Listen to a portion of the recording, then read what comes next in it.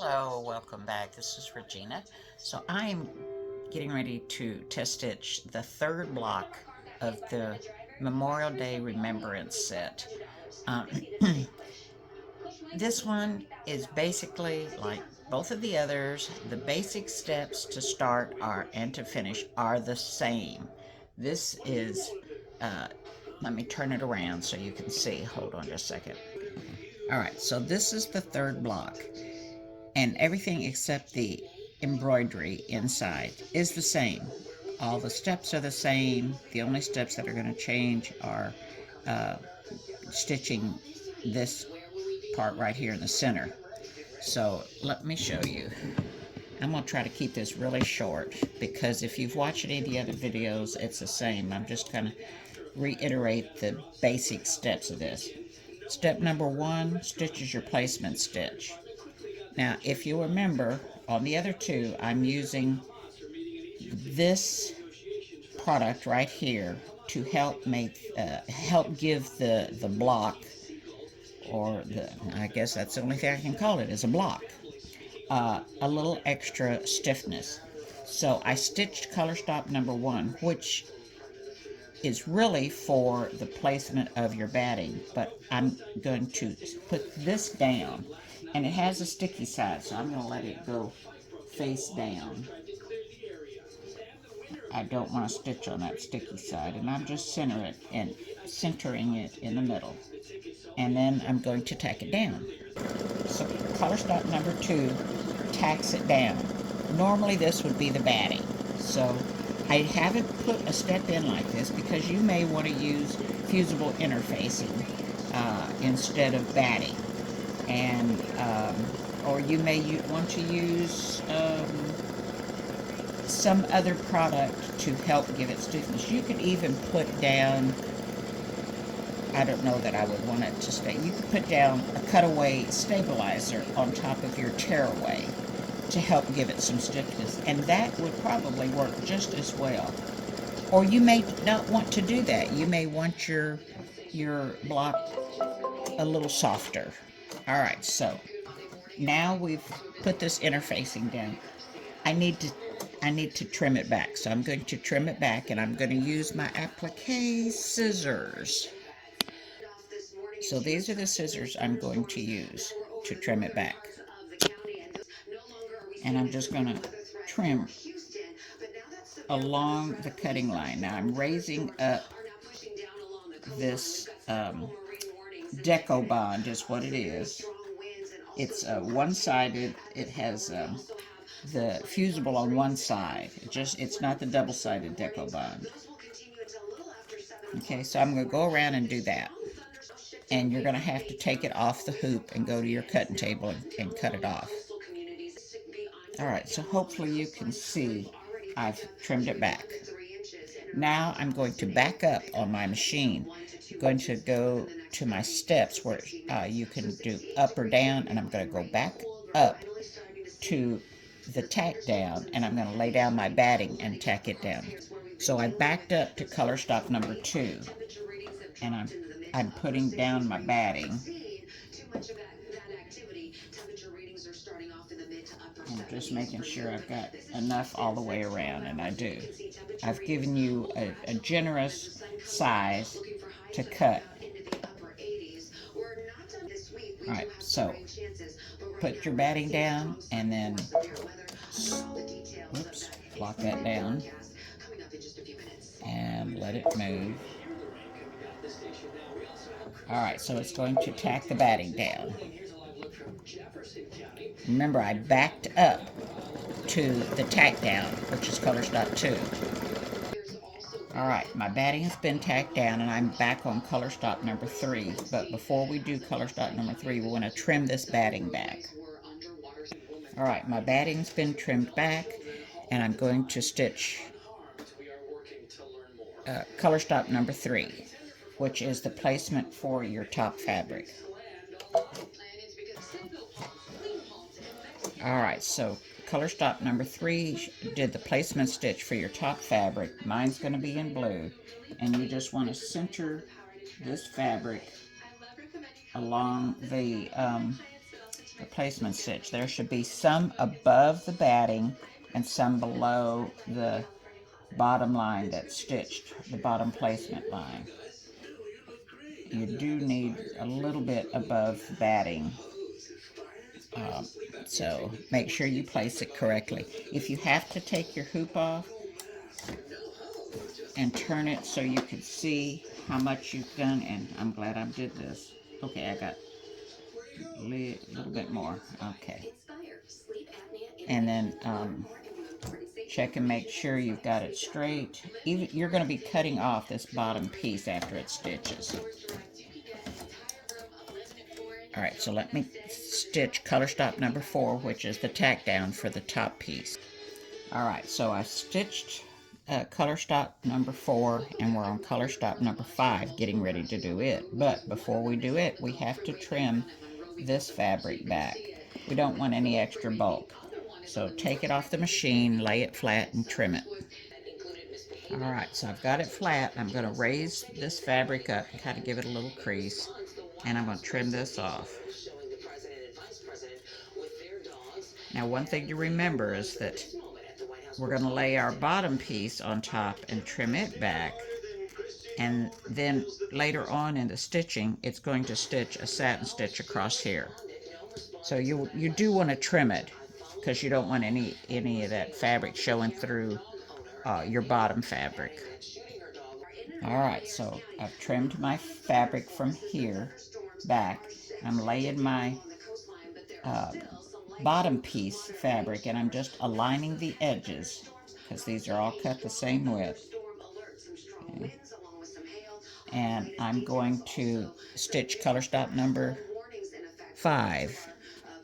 Okay, so I've got color stop number 5 is actually a placement stitch. You do not have to stitch it because you have a placement stitch right here. It's just a reminder that this is where you're going to lay your top fabric down, and you want to overlap this bottom piece right here, and just make sure and like I said, I was generous in my measurements for the fabric that you're using. So after you stitch one, you can trim it down, cut down the sizes that you want, that you're going to use. So I'm going to skip to color stop number 6, which is my tack down. All right, color stop number 6, just finished stitching, and you want to trim this little extra piece back. All right, so remember when you're stitching this back, just like we did on the bottom piece, you kind of hold this up and use your applique scissors because they have this curve in them, and trim it back to the line. You don't want to, cut that line. You just want to trim it back to that line because we're going to have a satin stitch on top of this. All right, so here's the decision. Color stop number 7 is going to stitch a decorative fill in here, and it has little wavy lines just like the other ones. So because I'm using a dark fabric, what color am I going to use? I'm going to use the silver that I've used to stitch all these other lines, and it's the silver that I've used to stitch the vertical lines in the other blocks. And I'm going to use the silver in this blue because, let's see, no, what color am I going to use? Since that is dark blue, I think I've made a conundrum for myself here using these different colors on this top piece.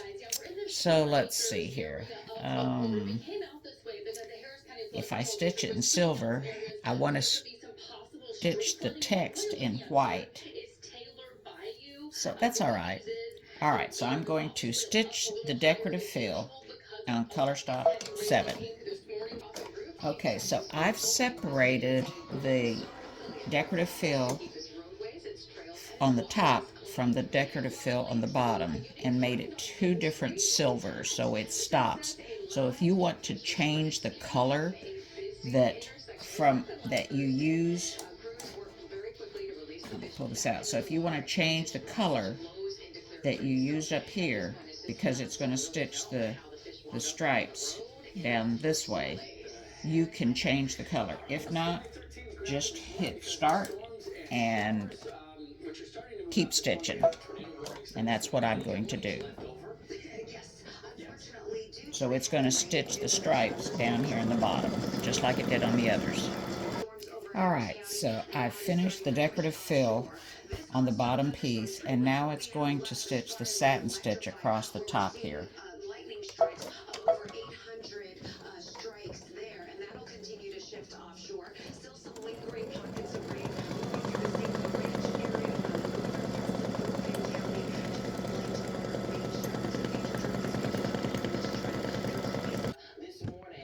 Alright, so color stop number 10 is going to stitch the text for honor.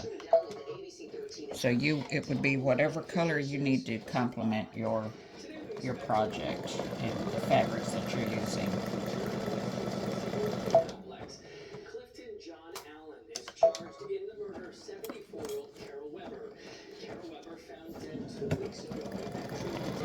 Now remember, I have no control over the this decorative fill.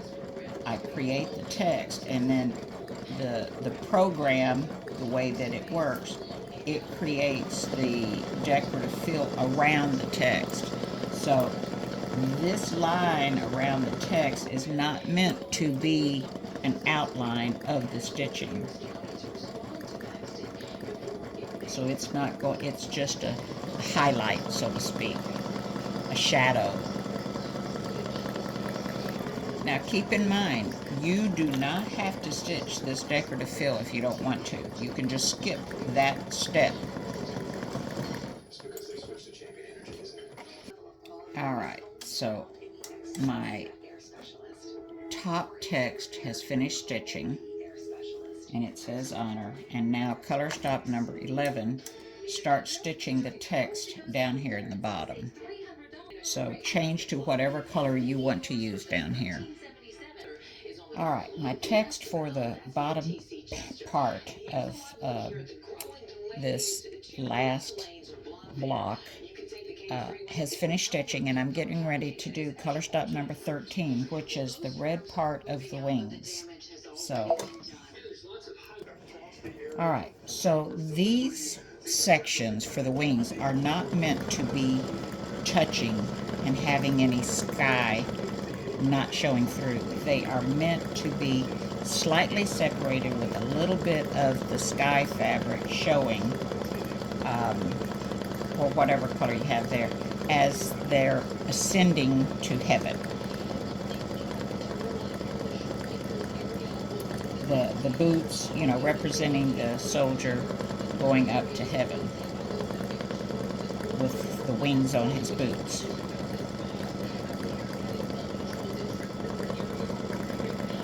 This is color stop 13 for the red section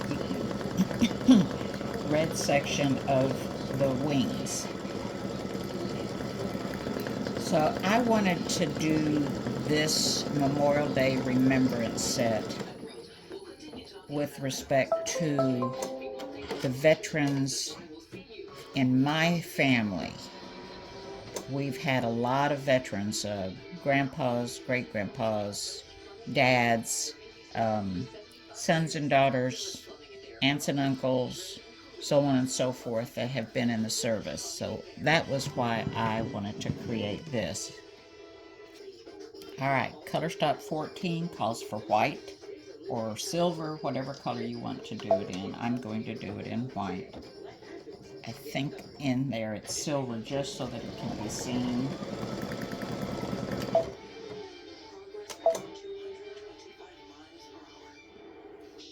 So my threader has pooped out. It got messed up here a while back, and I'm not about to take it in just for that. I can thread my needle. I can still see to do that. So that's why I end up with a tail, a long tail. So this is color stop 14 that is stitching, which is the second part of the wings, and I'm doing it in white to have the red, white, and blue. The bottom section of the wings will be in blue. Alright, Alright, so I'm on color stop 15, which is the blue section of the wings, right outside the boots.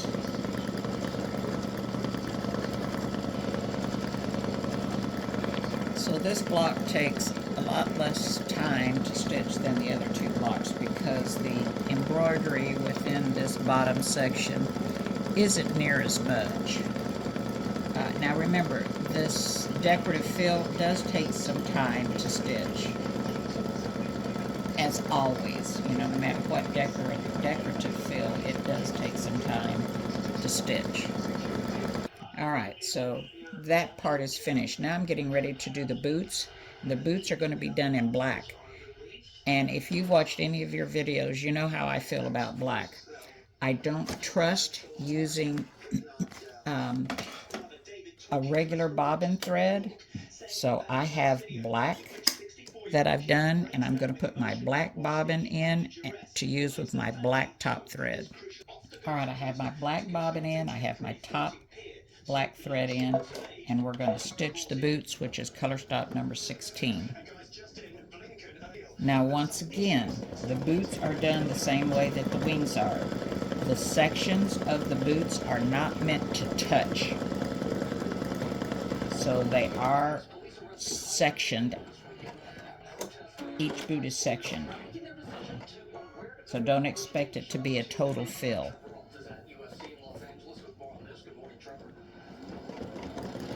Like I said, this was when I saw this clip art, it was representative of a soldier, a fallen soldier, ascending to heaven. So it's just, none of it is supposed to touch. So whatever background fabric you use, it's going to show through on the different sections of the wings and on the boots. Alright, the boots have finished stitching. And if you put in black bobbin to stitch these boots in black, or if you do them in dark brown and you put in a dark brown bobbin, anytime I have something that's really dark, other than I did not use a dark blue bobbin on this text right here, and it's stitched out fine. But I've never been able to get black to stitch out properly without showing some of the white bobbin. My point is, don't forget to take out your black bobbin. So let me take that out and replace it with a white bobbin, and we'll continue. Alright, I've changed my bobbin back to my regular white bobbin thread, and I put in a dark blue to stitch color stop number 17, which is the stars motif that goes around the outside of the design.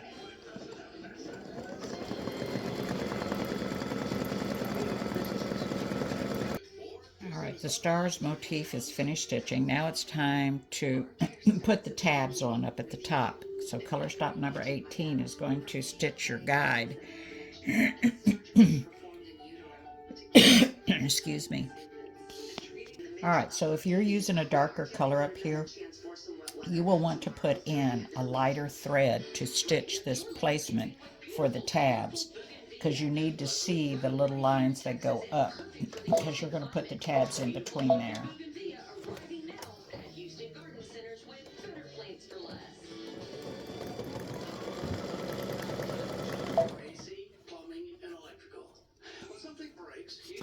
Alright, so it goes over and it stitches the tabs, the placement line for the tabs.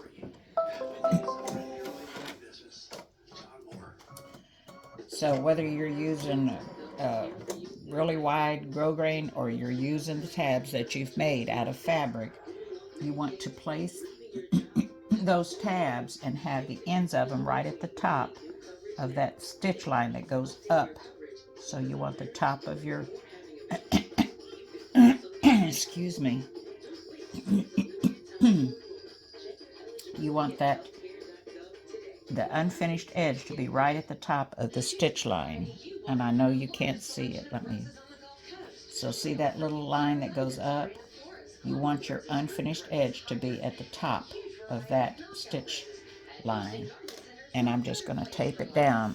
And I've done this in the other videos. I tape all the way across on that side. Let me make sure this one's where it belongs. Okay, so you want to go right in between those first two stitch lines and tape that down. And then you're going to take the other one and you're going to do the same thing. Hopefully, let me see if I can get this closer. Hopefully, you can see these little lines that go up. Okay, so that's where your fabric goes, right up your unfinished edge right here. Let's get some tape. And I'm going all the way across because we don't want those unfinished edges to get lifted up by the foot. And this is just that 3M paper tape you can get on Amazon, and you don't have to buy it from Kimberbell. I'm sorry, Kimberbell, but all right, so color stop 19 is just going to stitch across there and secure those tabs down. So this part's really important if you're going to hang it. If you're just going to use it as a quilt block, you don't have to put the back on it,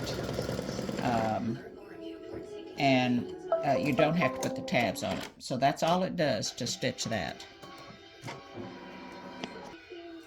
Alright, so now we're going to have to put on the two pieces that overlap, just like a mug rug does, that you're going to flip it out and have the finished block. So let me go get those two pieces. So I used red thread to stitch that placement line for the tabs. Like I said, you could use a light blue, just something that you're going to be able to see that contrasts whatever color fabric you use in this top section. Alright, so we're doing this mug rug style.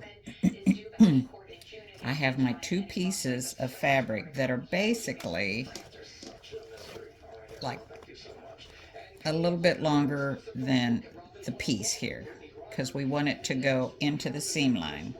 And I've starched it and pressed it in half, pretty side outward. It'll be out here and it's out here. You put the wrong sides together, and you're going to line it up at the top so that some of it is caught in the seam, and I would overlap it in the top because you're going to have plenty down here. Excuse me. We're having bad allergy season. I think everybody is. And I forgot to spray my nose last night with this stuff the allergist gave me that has been working great. Alright, so we're going to use, this is the center of my hoop, so you see how I've had it overlap over the center line, and I'm going to overlap this piece, line up my edges, and make sure that I have it in the seam allowance outside the stitch line down here, and I have just enough out there. Alright, and excuse me. Alright, color stop 20 is going to tack this down, but before I start sewing, no matter which way you put this, you're going to risk having the foot catch. If you put it under this way, when it comes back around and goes up, it's going to catch. If you put it this way, when it comes down, it's going to catch. So make sure that you use your paper tape or your blue tape or whatever you use, and tape those edges down where the foot could grab hold and mess your project up terribly. Alright. You do want to catch it on the stabilizer and catch it, you know, on the fabric. You don't have to tape it in the middle. Alright, so I'm going to stitch color stop number 20, which is going to tack these this backing fabric down. And then we'll have one more stitch that we do. Oh, 50D. I forgot that it was further in, so I'm going to take this down. I should remembered that it's this far in. All right, there we go. I don't have to worry about it. I do not need a mess up at this point.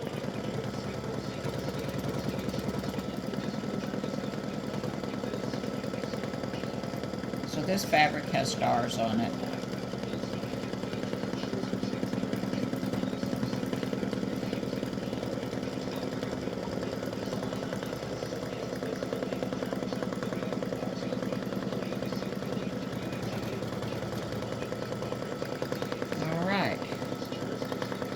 All right, color stop 21, and the last color stop is going to do a triple stitch around here to secure this whole project together and not have to worry about any of the seams coming apart.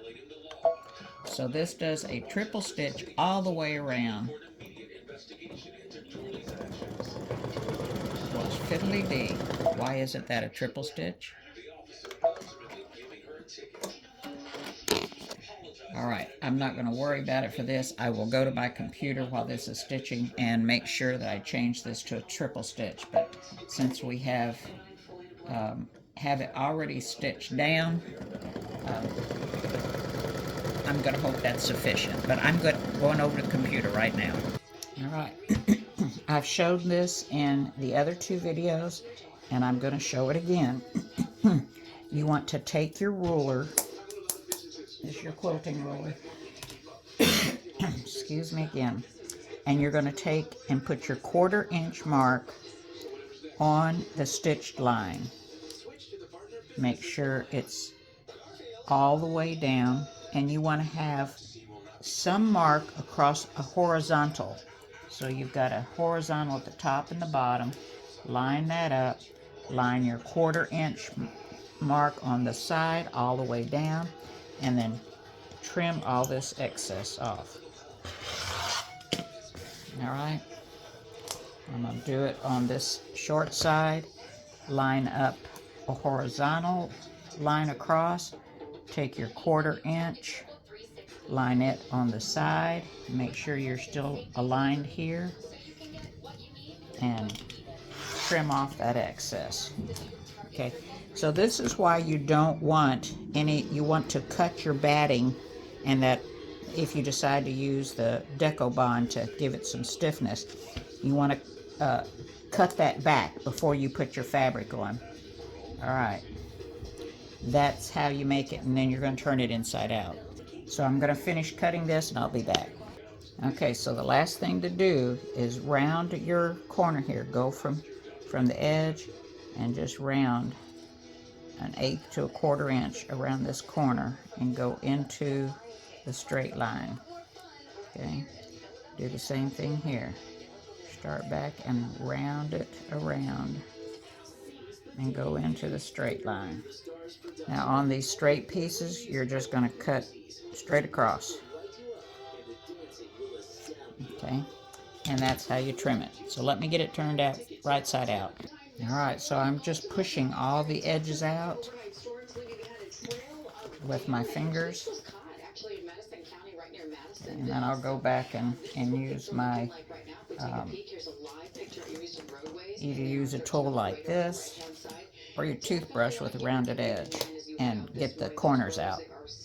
So I did forget to tell you, before you put your back pieces on, you want to remove the tape at the seam line. If you forget, that's what I'm doing right now, is I'm using my tweezers to pull that tape off, because I forgot.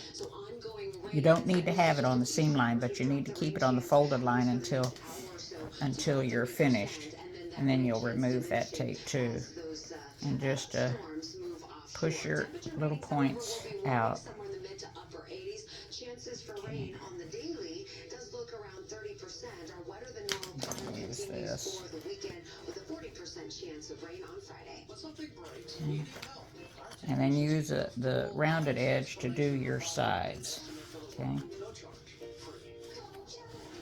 And then when you take it to the ironing board, you're going to roll these sides back.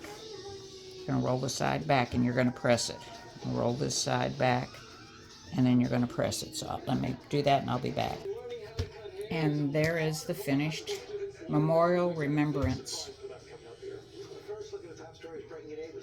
I hope you like it and enjoy stitching it out and displaying it for the coming Memorial Day to honor your loved ones. Enjoy. Thanks for watching. Bye. All right, so here is the finished product. This is my table topper, which really has not been quilted. That's from the Patriotic Quilt Blocks. And then here is the Remembrance display. I really like it. And I hope you do too. Thanks for watching. Bye.